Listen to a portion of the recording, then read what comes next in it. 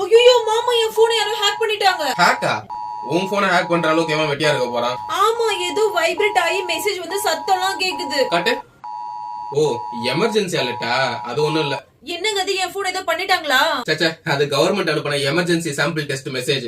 அது உனக்கு மட்டும் இல்ல, நிறைய பேருக்கு அனுப்பியிருக்காங்க. எதுக்கு அந்த மெசேஜ் அனுப்புறாங்க? இந்த சுனாமி, பூகம்பம், வெள்ளம், புயல் இந்த மாதிரி இயற்கை பேரிடர்கள்லாம் வருது இல்லையா, அதெல்லாம் மக்களுக்கு முன்கூட்டியே சொல்லி அனௌன்ஸ் பண்ணி அலர்ட் பண்றதுக்காக தான் இந்த மெசேஜ்.